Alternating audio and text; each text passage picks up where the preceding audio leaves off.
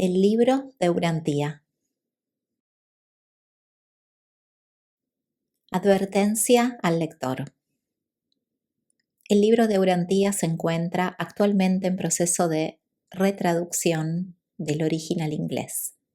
La presente edición incluye 2 partes totalmente traducidas de nuevo: el prólogo y la parte 4, la vida y enseñanzas de Jesús.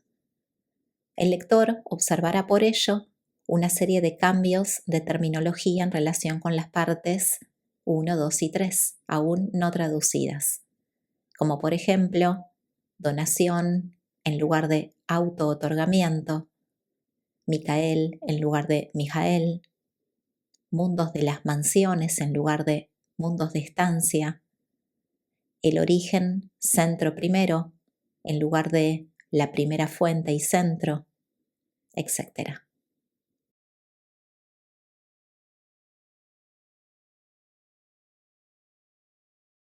Parte 3.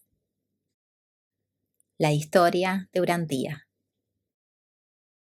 Estos documentos fueron patrocinados por un cuerpo de personalidades del universo local por mandato de Gabriel de Salvington. Capítulo 89. Pecado, sacrificio y expiación. El hombre primitivo se consideraba como endeudado con los espíritus, como teniendo necesidad de redención.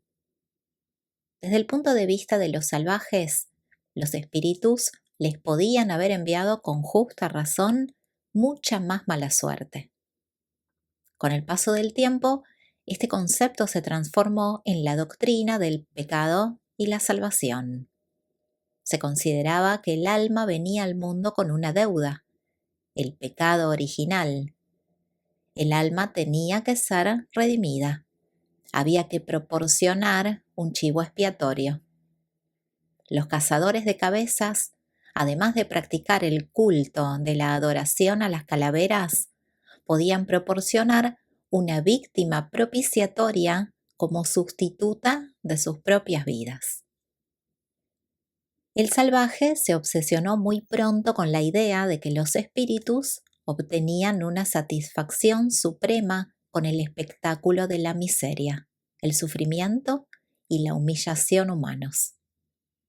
Al principio, el hombre solo se inquietó por los pecados de obra, pero más tarde se preocupó por los pecados de omisión. Todo el sistema sacrificatorio posterior se desarrolló alrededor de estas 2 ideas.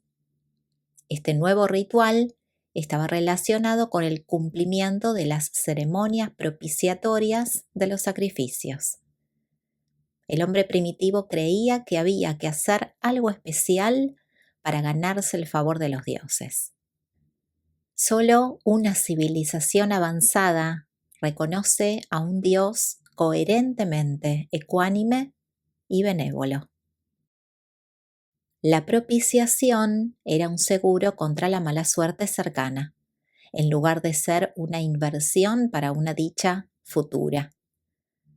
Todos los ritos de evitación, exorcismo, coacción y propiciación se fundieron los unos en los otros. 1. El tabú.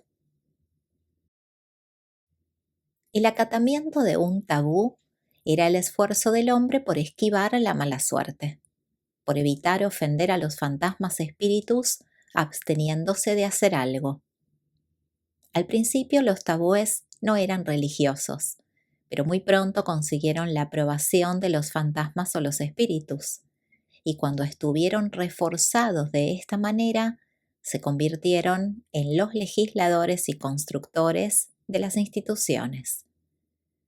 El tabú es la fuente de las reglas ceremoniales y el predecesor del autocontrol primitivo.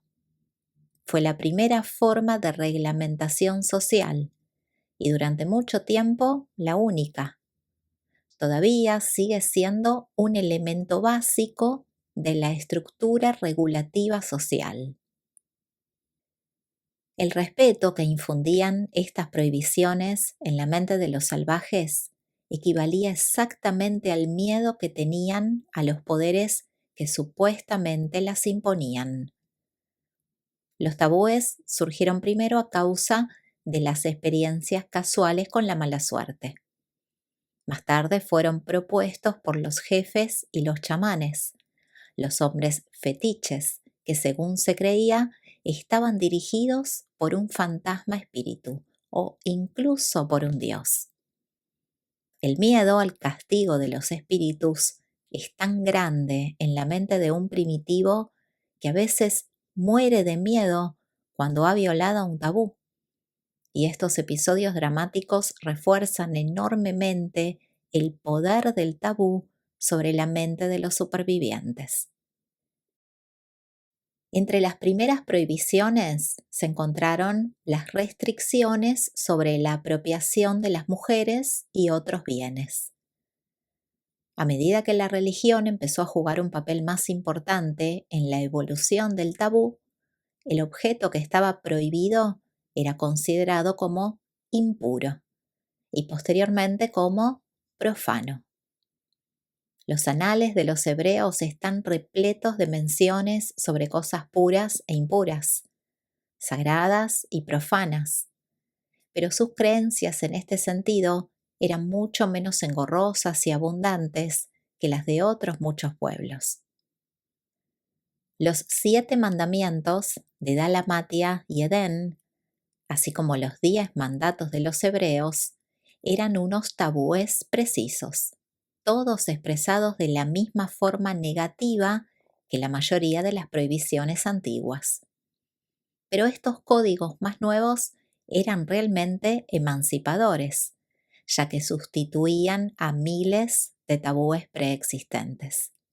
Y además de esto, estos mandamientos más tardíos prometían claramente algo a cambio de la obediencia. Los tabúes primitivos sobre la comida se originaron en el fetichismo y el totemismo. El cerdo era sagrado para los fenicios y la vaca para los hindúes. El tabú egipcio sobre la carne de cerdo se ha perpetuado en la fe hebrea e islámica.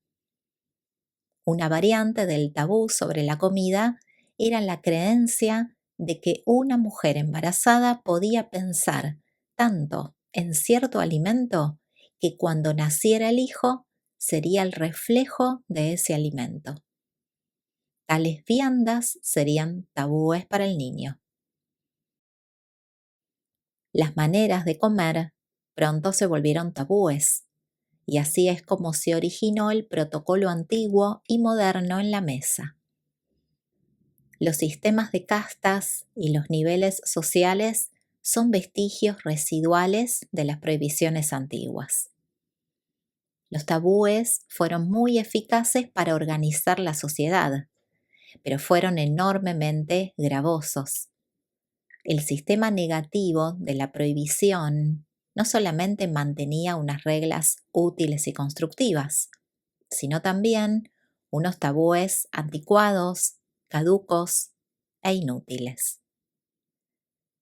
Sin embargo, ninguna sociedad civilizada podría criticar al hombre primitivo, salvo por estos tabúes extensos y variados. Y los tabúes nunca hubieran perdurado si no hubieran tenido la aprobación y el apoyo de la religión primitiva. Muchos factores esenciales para la evolución del hombre han sido extremadamente costosos. Han costado inmensos tesoros en esfuerzos, sacrificios y abnegación. Pero estos logros en el dominio de sí mismo fueron los verdaderos peldaños por los que el hombre subió la escala ascendente de la civilización. 2. El concepto del pecado. El miedo a la casualidad y el terror a la mala suerte empujaron literalmente al hombre a inventar la religión primitiva como un supuesto seguro contra estas calamidades. Partiendo de la magia y los fantasmas, la religión evolucionó pasando por los espíritus y los fetiches hasta los tabúes. Todas las tribus primitivas tenían su árbol del fruto prohibido, literalmente la manzana, pero en sentido figurado consistía en un millar de ramas sobrecargadas de todo tipo de tabúes. Y el árbol prohibido siempre decía: no harás. Cuando la mente del salvaje evolucionó hasta el punto de imaginar tanto a los buenos como a los malos espíritus, y cuando el tabú recibió la solemne aprobación de la religión en evolución, todo el escenario estuvo preparado para la aparición del nuevo concepto del pecado. La idea del pecado se estableció en el mundo de manera universal, antes de que entrara la religión revelada. La muerte natural solo se volvió lógica para la mente primitiva gracias al concepto del pecado. El pecado era la transgresión del tabú y la muerte era el castigo del pecado. El pecado era ritual, no racional. Era un acto, no un pensamiento. Las tradiciones sobrevivientes de Dilmun y de los tiempos de un pequeño paraíso en la tierra fomentaron todo este concepto del pecado. La tradición de Adán y del jardín del Edén también dio consistencia a la ilusión de una antigua era de oro en los albores de las razas. Todo esto confirmaba las ideas expresadas más tarde en la creencia de que el hombre tenía su origen en una creación especial, de que había empezado su carrera siendo perfecto y que la transgresión de los tabúes, el pecado, lo había rebajado a su triste condición posterior. La violación habitual de un tabú se volvió un vicio. La ley primitiva hizo del vicio un crimen. La religión determinó que era un pecado. Entre las tribus primitivas, la violación de un tabú era una combinación de crimen y de pecado. Las calamidades que caían sobre la comunidad siempre eran consideradas como un castigo por un pecado de la tribu. Para aquellos que creían que la prosperidad y la rectitud iban unidas, la aparente prosperidad de los malvados causó tanta preocupación que fue necesario inventar los infiernos para castigar a los que violaban los tabúes. El número de estos lugares de castigo futuro ha variado de 1 a 5. La idea de confesión y de perdón apareció pronto en la religión primitiva. Los hombres solían pedir perdón en una reunión pública por los pecados que tenían la intención de cometer la semana siguiente. La confesión era simplemente un rito de remisión y también una notificación pública de deshonra. Un ritual que consistía en gritar: impuro, impuro. Luego venían a continuación todas las formas rituales de purificación. Todos los pueblos antiguos practicaban estas ceremonias sin sentido. Muchas costumbres aparentemente higiénicas de las tribus primitivas eran sobre todo ceremoniales. 3. La renuncia y la humillación. La renuncia fue la etapa siguiente de la evolución religiosa. El ayuno se practicaba de manera habitual.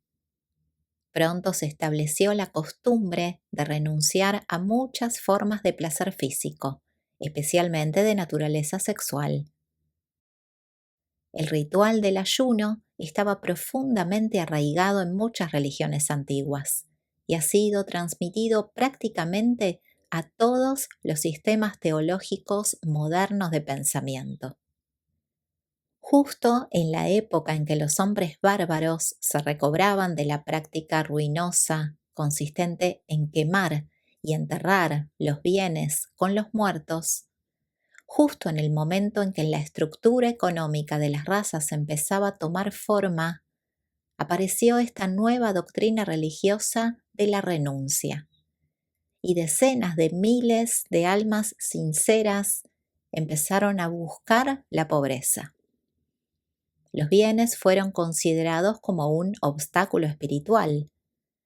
Estas ideas sobre los peligros espirituales de las posesiones materiales estaban ampliamente difundidas en los tiempos de Filón y Pablo, y desde entonces han influido notablemente sobre la filosofía europea.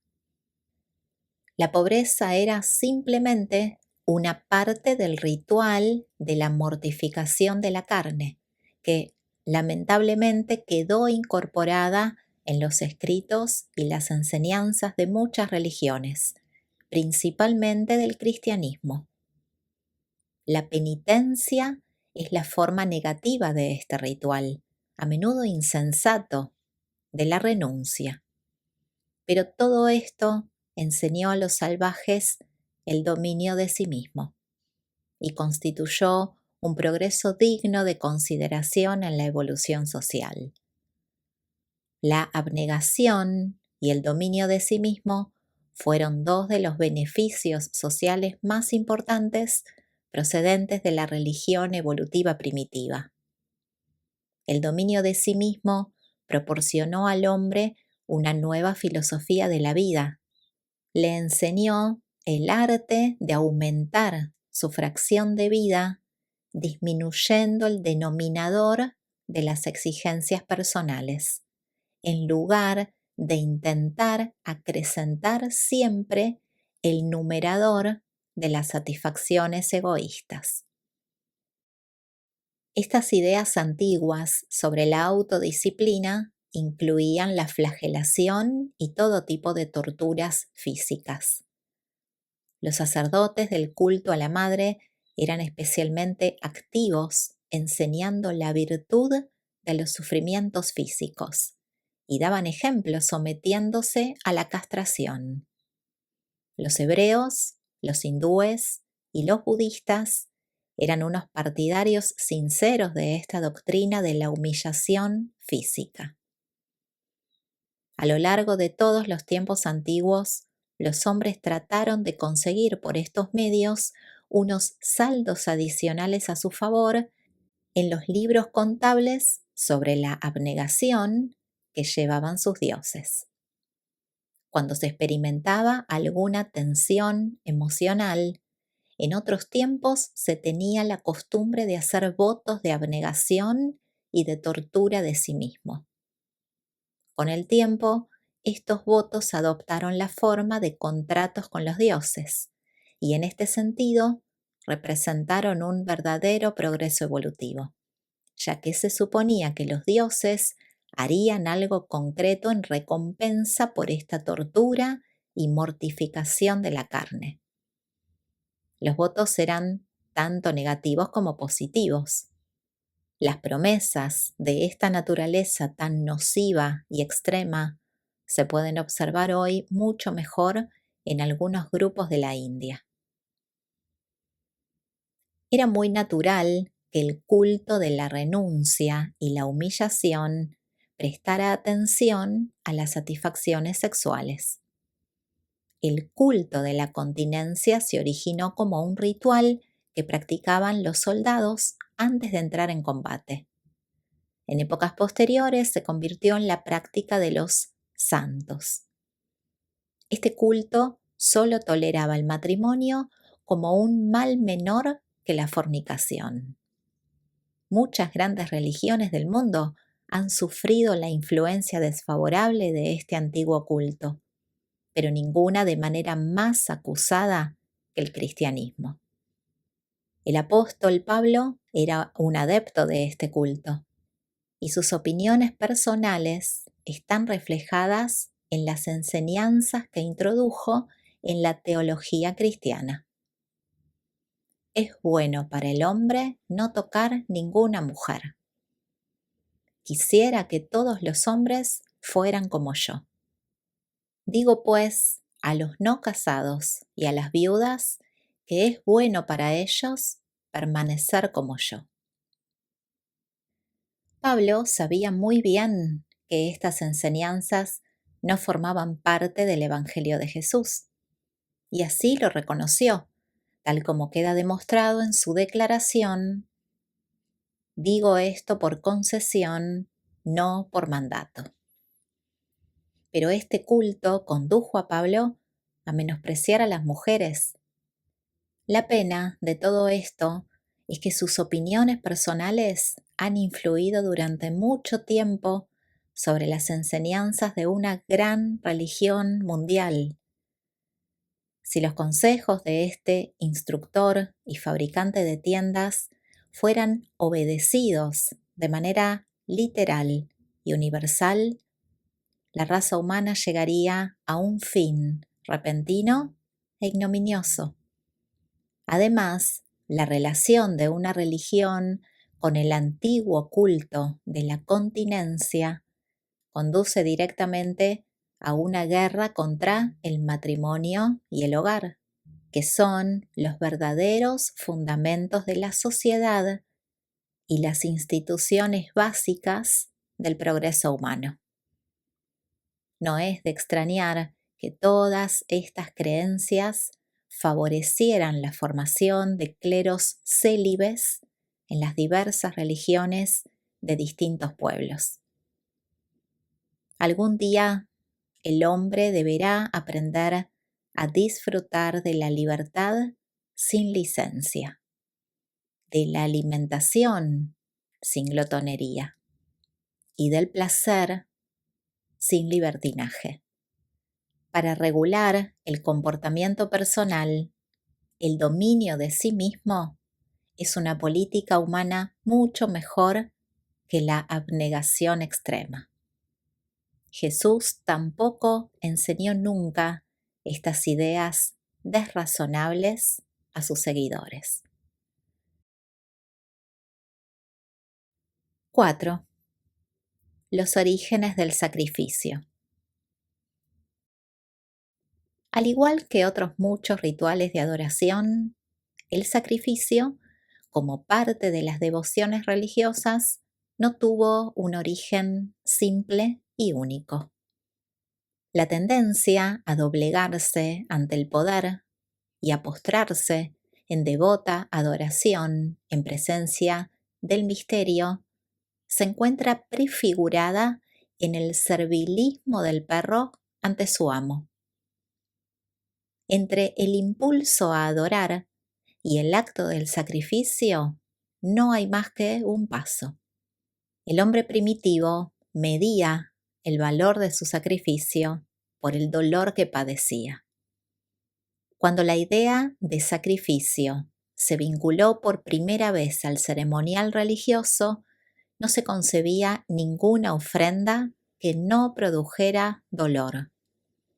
Los primeros sacrificios consistieron en actos tales como arrancarse los cabellos, cortarse, mutilarse, partirse los dientes y amputarse los dedos. A medida que avanzó la civilización, estos conceptos rudimentarios del sacrificio fueron elevados al nivel de los rituales de la abnegación, el ascetismo, el ayuno, las privaciones y la doctrina cristiana posterior de la santificación a través de la tristeza, el sufrimiento y la mortificación de la carne. Al principio de la evolución de la religión, existieron dos concepciones del sacrificio.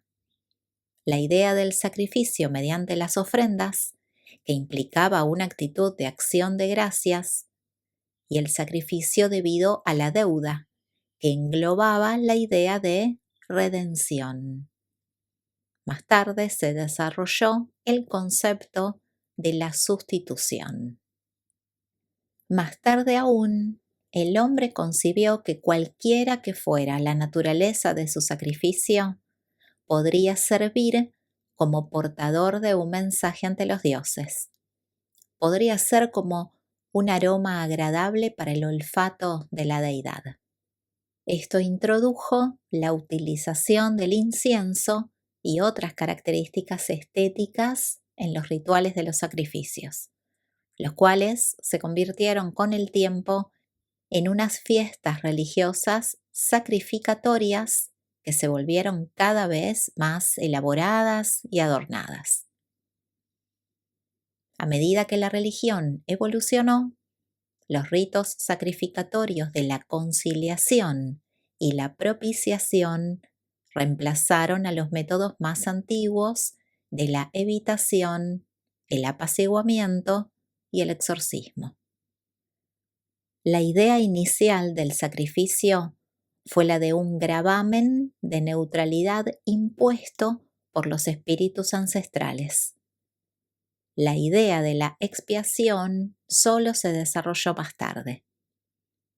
A medida que el hombre se alejó de la noción del origen evolutivo de la raza, a medida que las tradiciones de la época del príncipe planetario y de la estancia de Adán fueron filtradas por el tiempo, el concepto del pecado y del pecado original se difundió ampliamente, de manera que el sacrificio por un pecado accidental y personal evolucionó hacia la doctrina del sacrificio para expiar el pecado racial.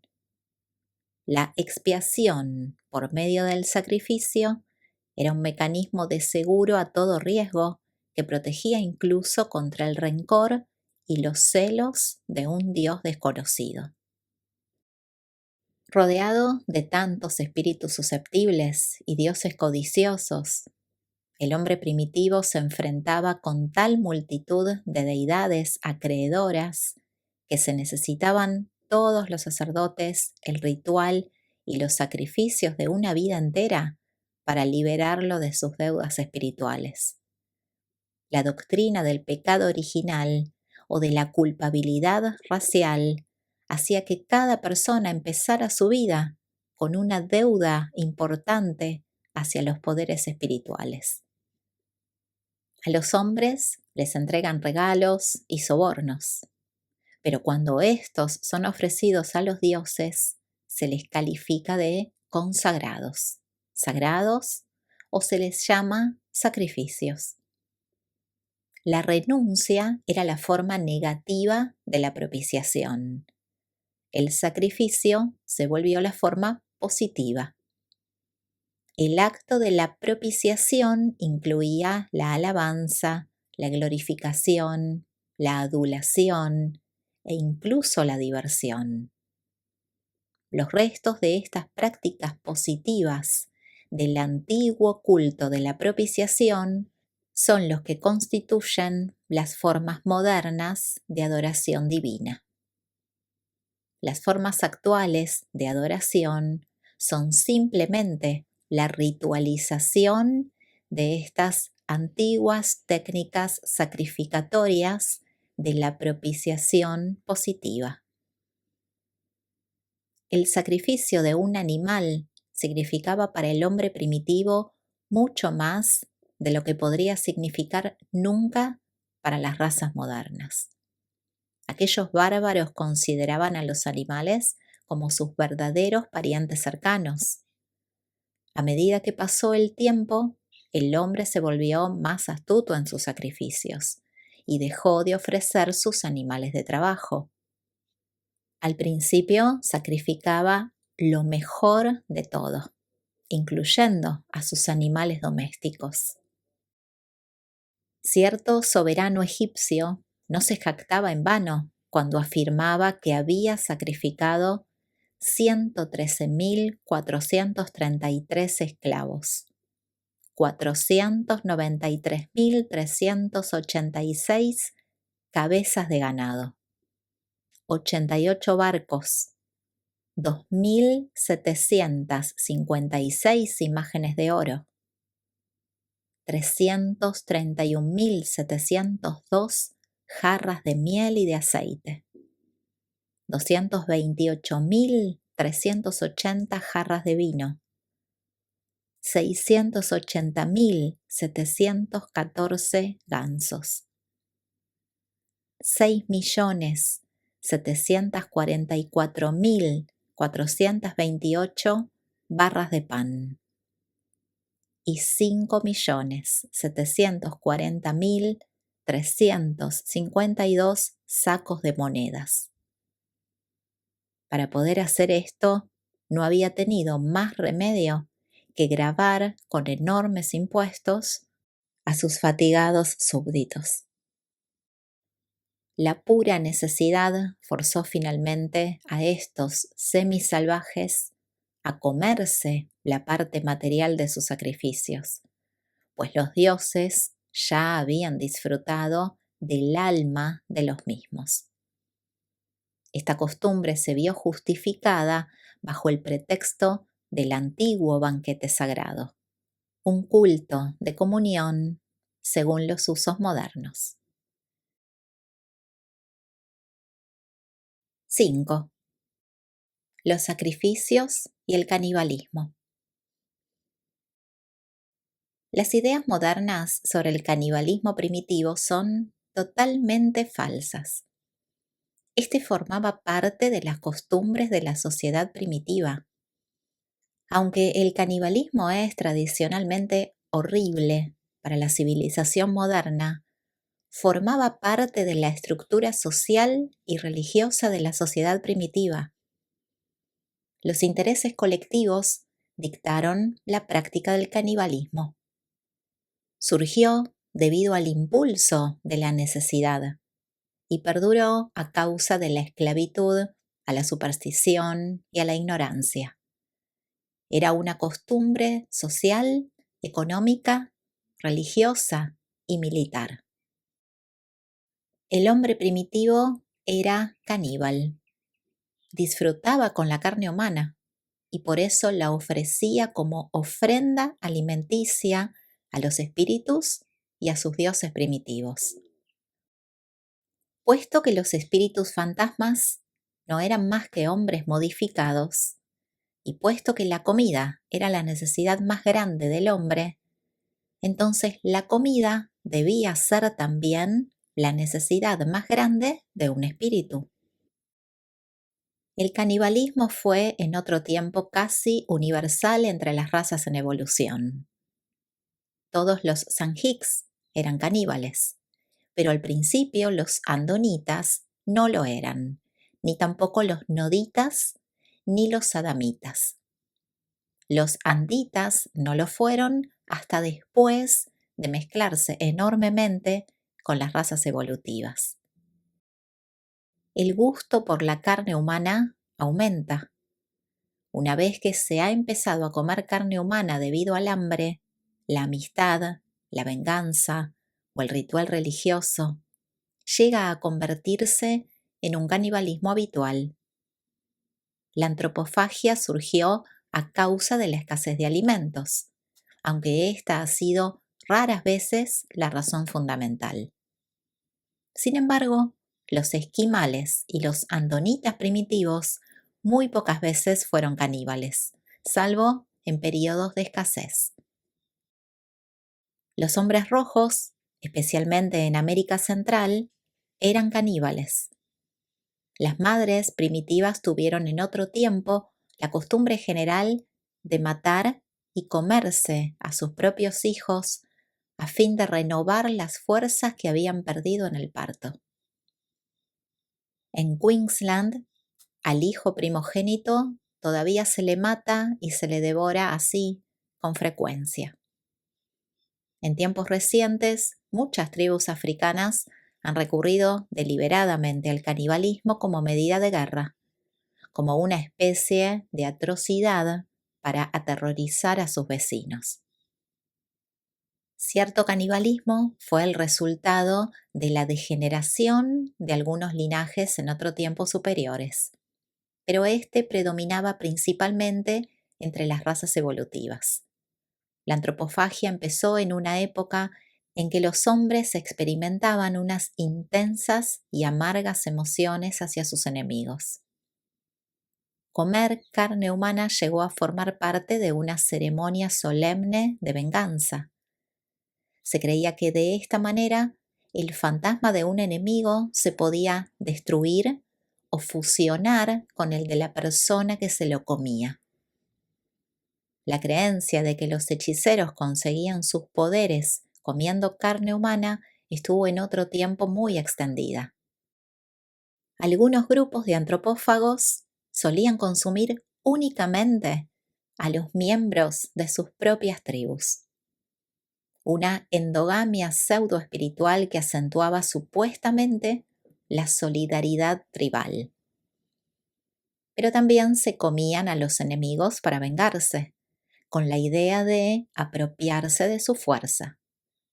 Se consideraba que para el alma de un amigo o de un compañero de tribu era un honor que su cuerpo fuera comido, mientras que devorar así a un enemigo no era más que infligirle un justo castigo.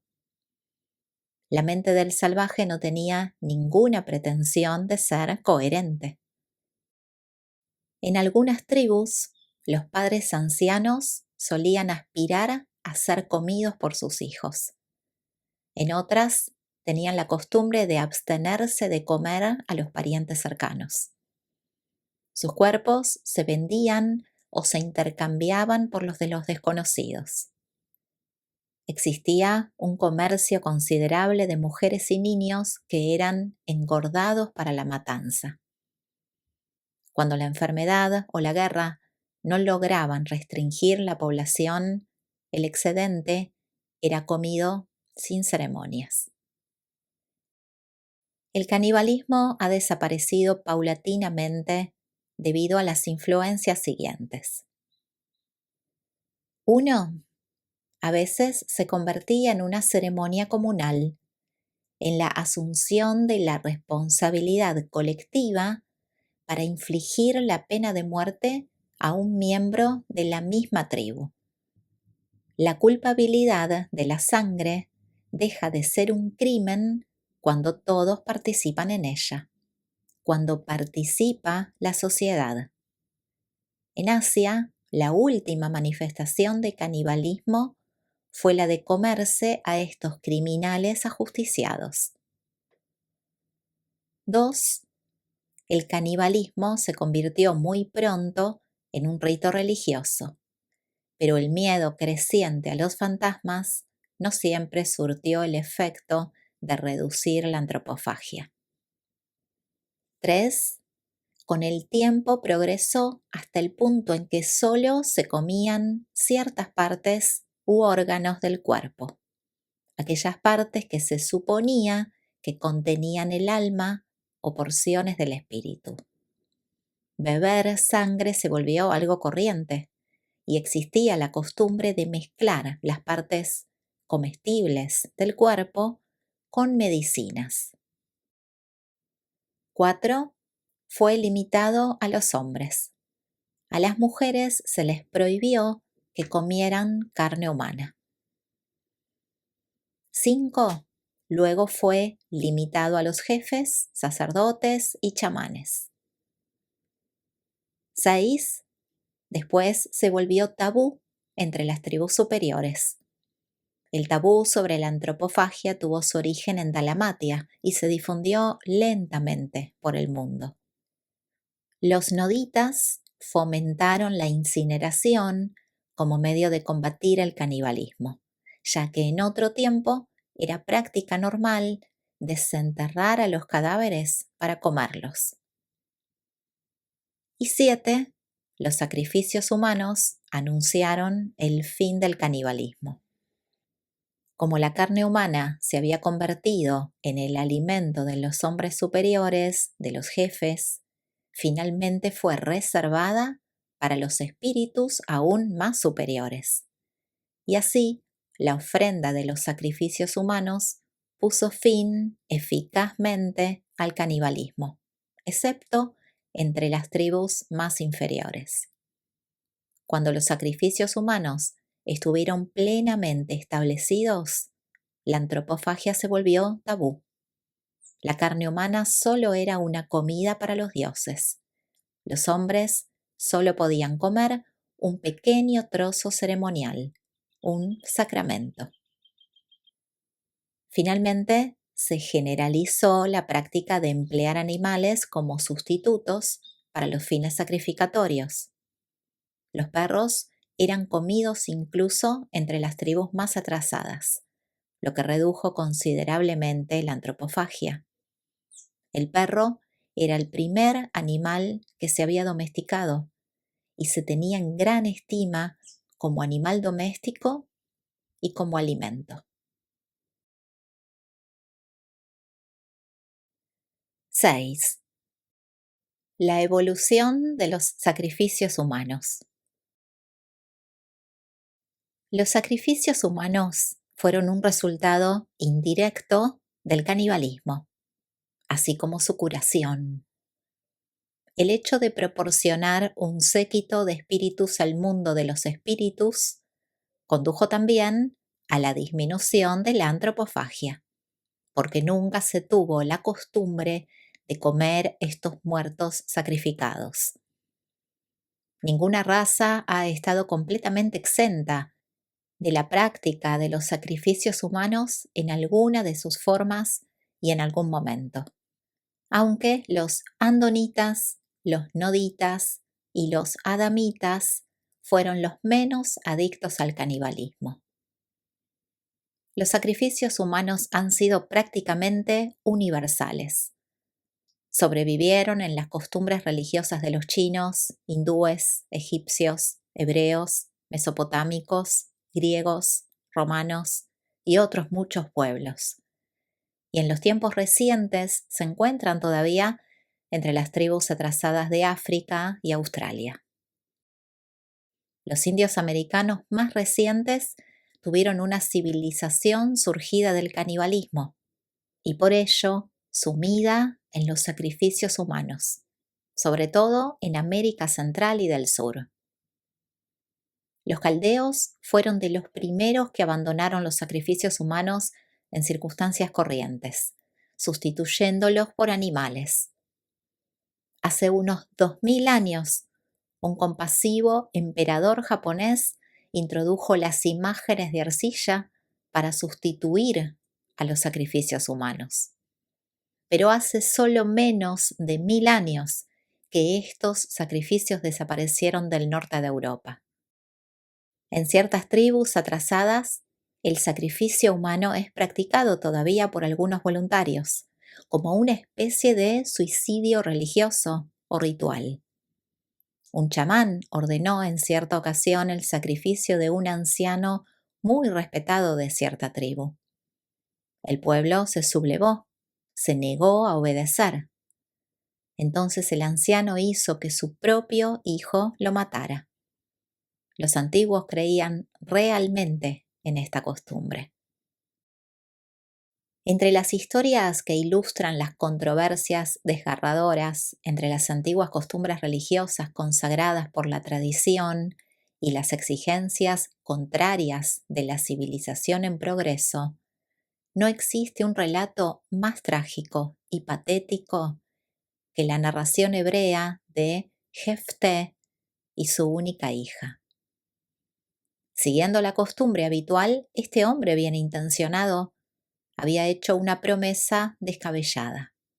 Había negociado con el dios de las batallas, aceptando pagar cierto precio por la victoria sobre sus enemigos.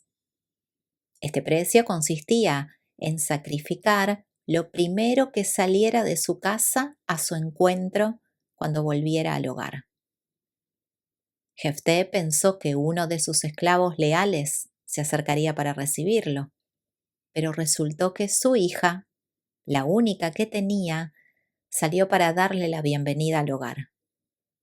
Así pues, incluso en esta fecha reciente, Y en un pueblo supuestamente civilizado, esta hermosa doncella, después de 2 meses lamentándose sobre su destino, fue ofrecida realmente como sacrificio humano por su padre y con la aprobación de los hombres de su tribu. Todo esto se llevó a cabo a pesar de los estrictos mandatos de Moisés contra las ofrendas de sacrificios humanos. Pero los hombres y las mujeres son adictos a hacer votos insensatos e inútiles. Y los hombres de la antigüedad consideraban que todas estas promesas solemnes eran sumamente sagradas. Cuando en los tiempos antiguos se empezaba a construir un edificio de alguna importancia, la costumbre exigía que se matara a un ser humano como sacrificio fundacional. Esto suministraba un espíritu fantasma para que vigilara y protegiera la estructura. Cuando los chinos se disponían a fundir una campana, la costumbre decretaba que se sacrificara al menos una doncella con el fin de mejorar el tono de la campana. La muchacha seleccionada era arrojada viva en el metal fundido. Numerosos grupos tuvieron durante mucho tiempo la costumbre de empotrar vivos a los esclavos en las murallas importantes. En tiempos posteriores, las tribus del norte de Europa se limitaron a emparedar la sombra de un transeúnte para sustituir la costumbre de sepultar vivas a las personas entre los muros de los nuevos edificios. Los chinos enterraban en un muro a aquellos obreros que habían muerto mientras lo construían. En el momento de construir las murallas de Jericó, un reyesuelo de Palestina echó los cimientos sobre Abiram, su hijo primogénito, y edificó las puertas sobre Segub, su hijo menor. En esta fecha tan tardía, este padre no solamente puso a 2 de sus hijos vivos en los agujeros de los cimientos de las puertas de la ciudad, sino que su acción fue también registrada como conforme a la palabra del Señor. Moisés había prohibido estos sacrificios fundacionales, pero los israelitas volvieron a practicarlos poco después de su muerte. Las ceremonias del siglo XX, consistentes en depositar baratijas y recuerdos en la piedra angular de un nuevo edificio, es una reminiscencia de los sacrificios fundacionales primitivos. Numerosos pueblos tuvieron durante mucho tiempo la costumbre de dedicar a los espíritus los primeros frutos. Todas estas prácticas, ahora más o menos simbólicas, son supervivencias de las ceremonias primitivas que incluían los sacrificios humanos. La idea de ofrecer al hijo primogénito como sacrificio estaba muy extendida entre los antiguos, especialmente entre los fenicios, que fueron los últimos en abandonarla. En el momento del sacrificio se solía decir: una vida por una vida. Ahora decís, después de una muerte, el polvo vuelve al polvo. Aunque resulte chocante para la sensibilidad civilizada, el espectáculo de Abraham obligado a sacrificar a su hijo Isaac no era una idea nueva o extraña para los hombres de aquella época.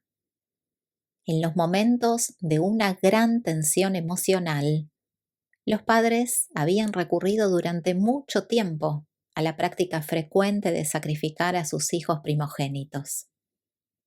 Muchos pueblos poseen una tradición análoga a esta historia, pues antiguamente existía la creencia profunda y generalizada de que era necesario ofrecer un sacrificio humano cada vez que sucedía algo extraordinario o fuera de lo común. 7. Las modificaciones de los sacrificios humanos. Moisés intentó poner fin a los sacrificios humanos, introduciendo el rescate como sustituto. Estableció un programa sistemático que permitía a su pueblo eludir las peores consecuencias de sus promesas imprudentes e insensatas. Las tierras, las propiedades y los hijos se podían recomprar de acuerdo con los honorarios establecidos, que se pagaban a los sacerdotes. Aquellos grupos que dejaron de sacrificar a sus primogénitos pronto poseyeron grandes ventajas sobre sus vecinos menos avanzados que continuaron practicando estas atrocidades. Muchas tribus atrasadas de este tipo no solo se debilitaron enormemente debido a esta pérdida de sus hijos, sino que a menudo se rompió incluso la línea de sucesión en el mando. Una consecuencia del sacrificio pasajero de los hijos fue la costumbre de manchar con sangre las jambas de la puerta de la casa para proteger a los primogénitos. Esto se hacía a menudo en conexión con una de las fiestas sagradas del año, y esta ceremonia prevaleció en otro tiempo en la mayor parte del mundo, desde México hasta Egipto. Incluso después de que la mayoría de los grupos hubieron dejado de practicar el asesinato ritual de los niños, conservaron la costumbre de abandonar a un niño en el desierto o en una pequeña embarcación en el agua. Si el niño sobrevivía, se creía que los dioses habían intervenido para protegerlo, como en las tradiciones de Sargón, Moisés, Ciro y Rómulo. Luego se estableció la práctica de consagrar a los hijos primogénitos como sagrados o sacrificatorios, permitiéndoles crecer, y después los exiliaban en lugar de quitarles la vida. Este fue el origen de la colonización. Los romanos adoptaron esta costumbre en sus proyectos de colonización. Muchas asociaciones peculiares entre el libertinaje sexual y la adoración primitiva tuvieron su origen en conexión con los sacrificios humanos. En los tiempos antiguos, si una mujer se encontraba con los cazadores de cabezas, podía salvar su vida entregándose sexualmente a ellos. Más tarde, una doncella destinada a ser sacrificada a los dioses podía elegir recomprar su vida dedicando su cuerpo de por vida al servicio sexual sagrado del templo. De esta manera podía ganar el dinero de su redención. Los antiguos consideraban que era algo muy elevado mantener relaciones sexuales con una mujer dedicada así a rescatar su vida. Tener trato con estas doncellas sagradas era una ceremonia religiosa, y todo este ritual proporcionaba además una excusa aceptable para las satisfacciones sexuales corrientes. Era una manera sutil de engañarse a sí mismo, que tanto a las doncellas como a sus parejas les encantaba practicar. Las costumbres siempre se quedan rezagadas con respecto al progreso evolutivo de la civilización, tolerando así las prácticas sexuales más primitivas y salvajes de las razas en evolución. La prostitución en los templos se extendió finalmente por toda Europa del Sur y Asia. El dinero que ganaban las prostitutas de los templos era considerado como sagrado por todos los pueblos, un regalo valioso para ofrecerlo a los dioses. Las mujeres de tipo superior atestaban el mercado sexual del templo y dedicaban sus ganancias a todo tipo de servicios sagrados y de obras de utilidad pública. Muchas mujeres de las mejores clases acumulaban su dote mediante un servicio sexual temporal en los templos, y la mayoría de los hombres preferían tener como esposas a estas mujeres. 8. La redención y las alianzas. La redención sacrificatoria y la prostitución en los templos eran en realidad modificaciones de los sacrificios humanos. Después se estableció el sacrificio simulado de las hijas. Esta ceremonia consistía en una sangría, acompañada de la dedicación a la virginidad durante toda la vida, y fue una reacción moral contra la antigua prostitución en los templos. En una época más reciente, las vírgenes se dedicaron al servicio de vigilar los fuegos sagrados de los templos. Los hombres concibieron finalmente la idea de que la ofrenda de una parte del cuerpo podía sustituir al antiguo sacrificio humano completo. Se consideró que la mutilación física era también un sustituto aceptable. Se sacrificaban los cabellos, las uñas, la sangre e incluso los dedos de las manos y de los pies.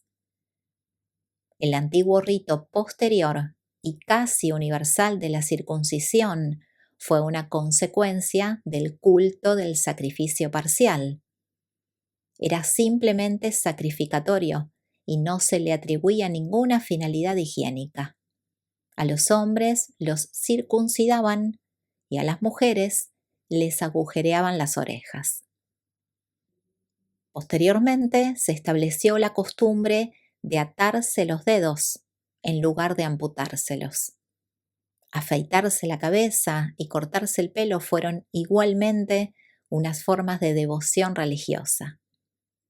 La castración fue al principio una modificación de la idea de los sacrificios humanos. En África se practica todavía el agujerear la nariz y los labios, y el tatuaje es una evolución artística de las brutales cicatrices que primitivamente se hacían en el cuerpo. Como consecuencia de enseñanzas más avanzadas, la costumbre de los sacrificios se asoció finalmente con la idea de la alianza. Al final se concibió que los dioses efectuaban verdaderos acuerdos con los hombres. Este fue un paso importante en la estabilización de la religión. La ley, una alianza, sustituyó a la suerte, al miedo y a la superstición.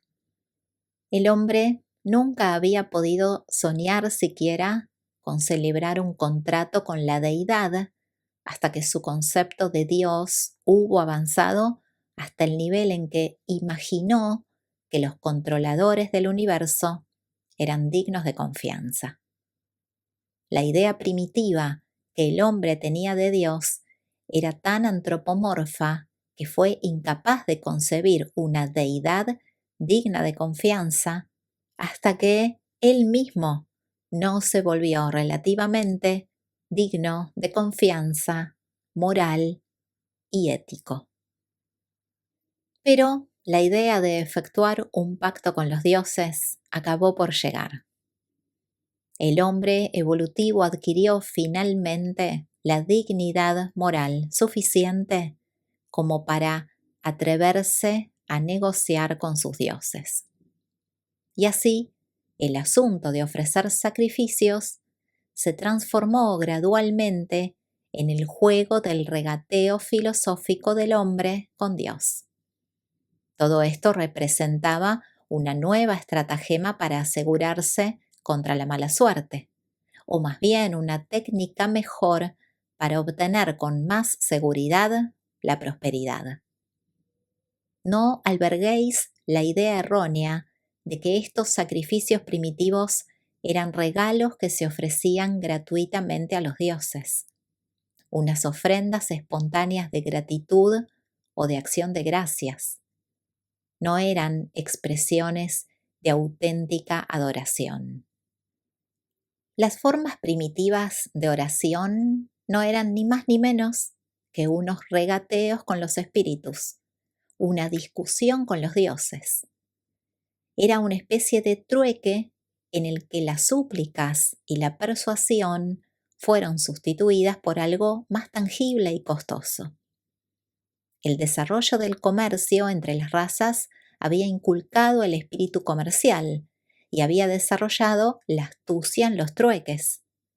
Estas características empezaron a aparecer entonces en los métodos de adoración del hombre. Al igual que algunos hombres eran mejores comerciantes que otros, también se consideraba que algunos rezadores eran mejores que otros. La oración de un hombre justo se tenía en gran estima. El hombre justo era aquel que había saldado todas sus deudas con los espíritus, que había cumplido plenamente con todas sus obligaciones rituales hacia los dioses. La oración primitiva se parecía poco a la adoración. Era una petición negociadora para conseguir la salud, la riqueza y la vida. En numerosos aspectos, las oraciones no han cambiado mucho con el paso de los siglos.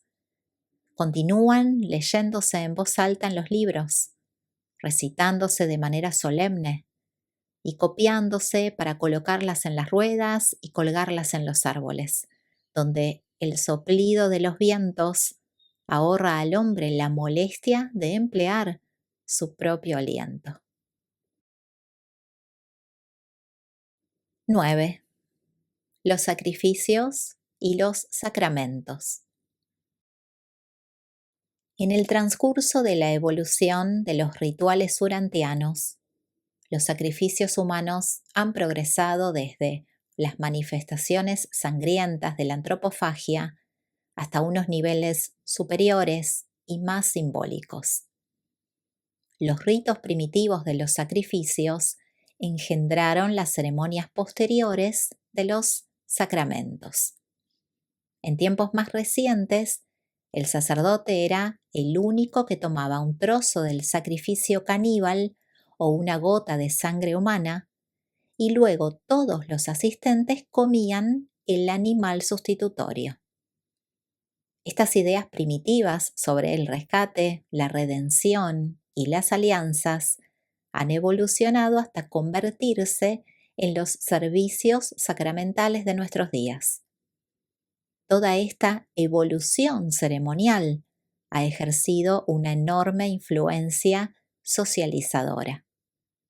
En conexión con el culto de la Madre de Dios, en México y en otros lugares se utilizó finalmente un sacramento de pasteles y vino, en lugar de la carne y la sangre de los antiguos sacrificios humanos.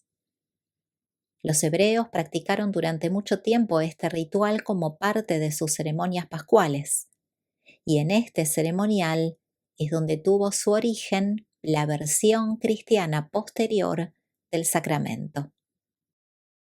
Las antiguas fraternidades sociales estaban basadas en el rito de beber sangre. La fraternidad judía primitiva era un sacrificio de sangre. Pablo empezó a construir un nuevo culto cristiano sobre la sangre de la alianza eterna. Y aunque haya sobrecargado innecesariamente el cristianismo con enseñanzas sobre la sangre y el sacrificio, puso fin de una vez por todas a las doctrinas de la redención a través de los sacrificios humanos o de animales. Sus compromisos teológicos indican que incluso la revelación debe someterse al control gradual de la evolución. Según Pablo, Cristo fue el sacrificio humano último y definitivo. El juez divino está ahora plenamente satisfecho para siempre. Y así, después de largos milenios, el culto del sacrificio se ha convertido por evolución en el culto del sacramento. Los sacramentos de las religiones modernas son así los sucesores legítimos de aquellas horribles ceremonias primitivas de sacrificios humanos y de los rituales caníbales aún más primitivos. Muchas personas cuentan todavía con la sangre para salvarse, pero ésta se ha vuelto al menos figurativa, simbólica y mística. 10. El perdón de los pecados. Los hombres antiguos solo llegaban a tener conciencia del favor de Dios a través del sacrificio. Los hombres modernos deben desarrollar unas técnicas nuevas para alcanzar la conciencia personal de la salvación. La conciencia del pecado subsiste en la mente de los mortales, pero los modelos de pensamiento sobre cómo salvarse del pecado se han vuelto caducos y anticuados.